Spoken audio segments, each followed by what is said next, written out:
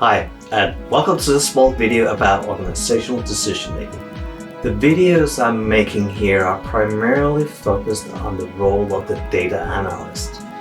One of the big things in data analysis is that a lot of projects fail.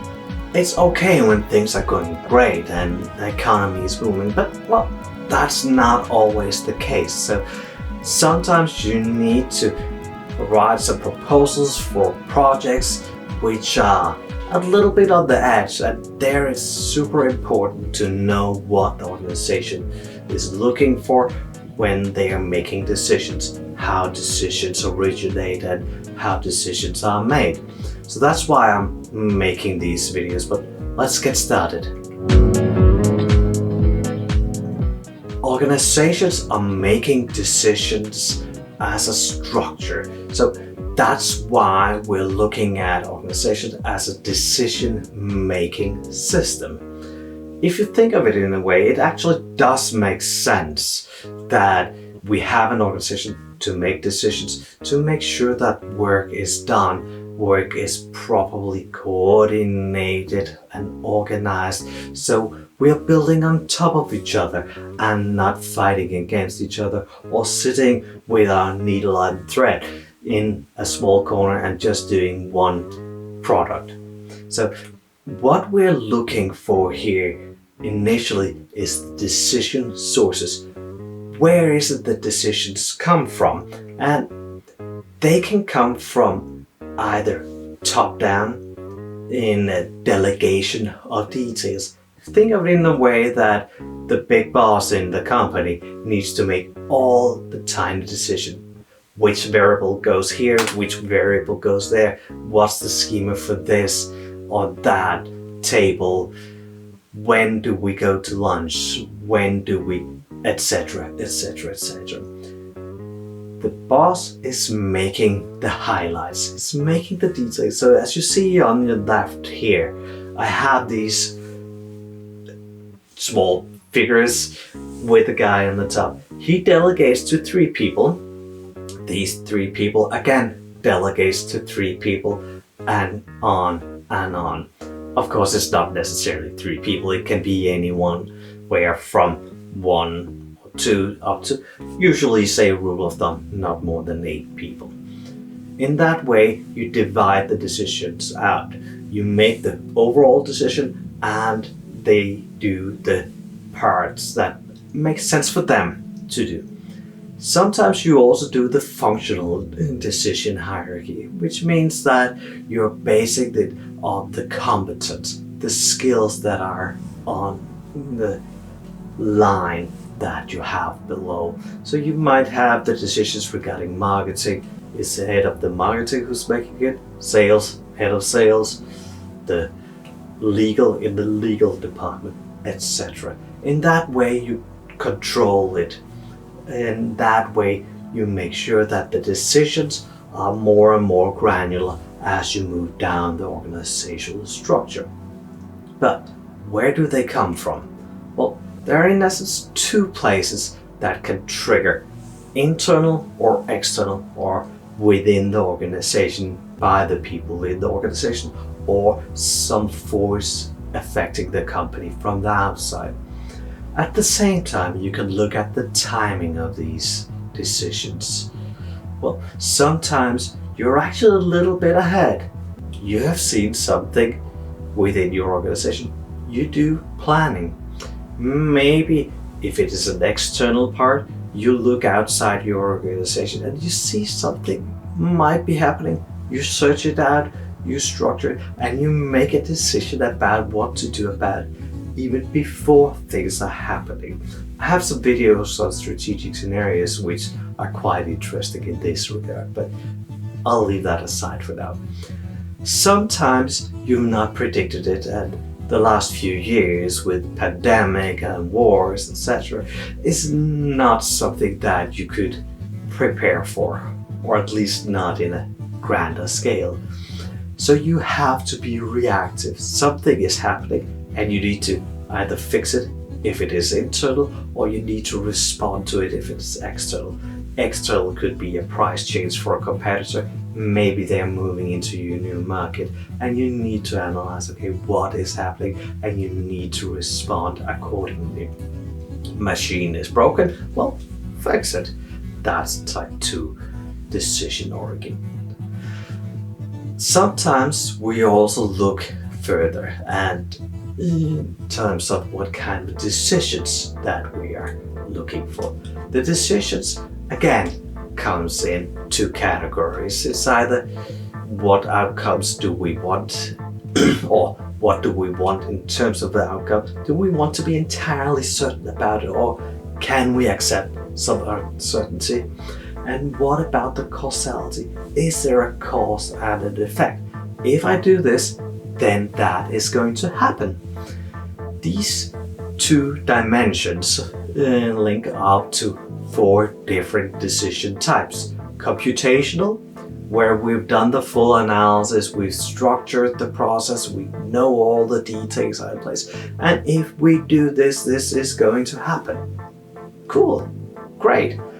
Unfortunately, that's not so often that we see it. More often, we are in either uncertainty about the outcome or a little bit uncertain about the causality. Is it actually going to happen when I push this button?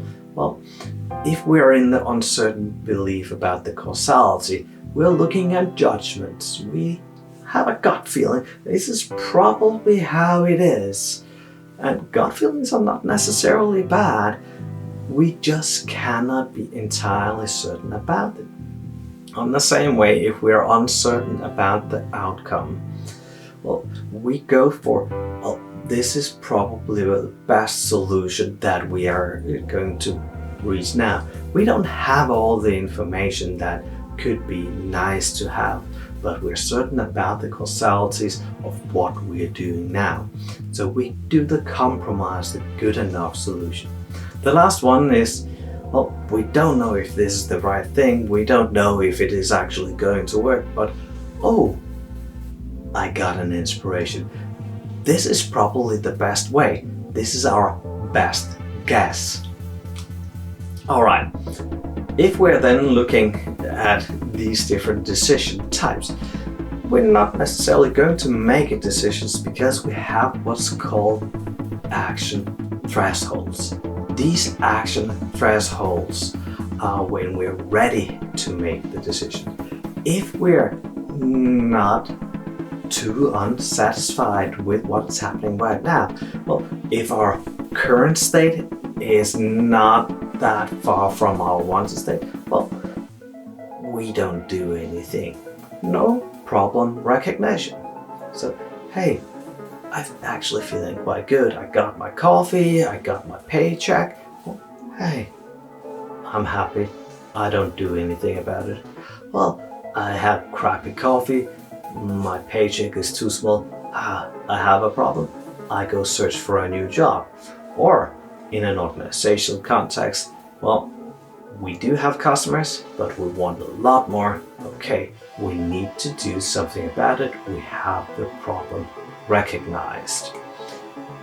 That also means that we have this rational decision process. We start with this need recognition, and in many of the textbooks, that's the first point for when doing organizational decision making or organizational sales or purchases, as this model usually is coming from. Need recognition is when we are having a challenge and we have found that our wanted state is too far from our current stage. We go out, we search some information. How can we do something about it? When we figure that out, we start an evaluation of the alternatives. These alternatives hopefully leads to a decision. It doesn't necessarily lead to a proactive decision, but it might lead to a decision. There are no good alternatives, so we have to live with what it is. That can actually be a decision. That decision is made, and well, after we do an evaluation, we go back Do we have a change in our current state, which is good enough, as opposed to our wanted state? If we are at that point, then we will be looking for moving forward. One of the things when moving forward is that we need to get the organization on board. This is where we have what's called organizational politics. This organizational politics comes in three categories: the agenda setting, the controlling of information, and the forming of coalitions. Wow, challenging to say these words. The agenda setting is when you're trying to set the agenda within the organization. You talk to people, you give them ideas, you try to get them to think in a certain direction. You try to set the agenda. This is happening often even before you start having people feel a need recognition, even before you start asking, is it really good? Is it really bad? Then we move with the controlling of information. Do you have control over information, or can you shape the information that you have control over? As an analyst, you often have a lot of information. You might be able to say, well, this is the best I can do in our current analysis framework. If you want better information to make better decisions, well, then you need to pay me some more to buy another system. Hey, there you've already controlled the information, what is coming out, and you're not omitting anything, you're not leaving anything out, but you're telling people that there could be more. The last one is forming coalitions. When you talk to people, you try to gather how do they feel, what do they want. This is a place where you put people together. You need to have the people who speak for you when you get these project ideas. You need to have someone who says, yeah, this is something that is good. And if you're really good at it, you'll actually have them propose it to other people in the organization. So you get this network effect, this from the ground up support of your initiatives. This is also a part of the stakeholder analysis process. So let's take a little bit deeper look at this stakeholder process. Who is actually involved in this? Who is needed to be involved in this? And how do we deal with them? Alright, that was it for the first video here, and give me a couple of seconds that I'll rig up for the second one and follow along to see more about the stakeholder analysis. See you.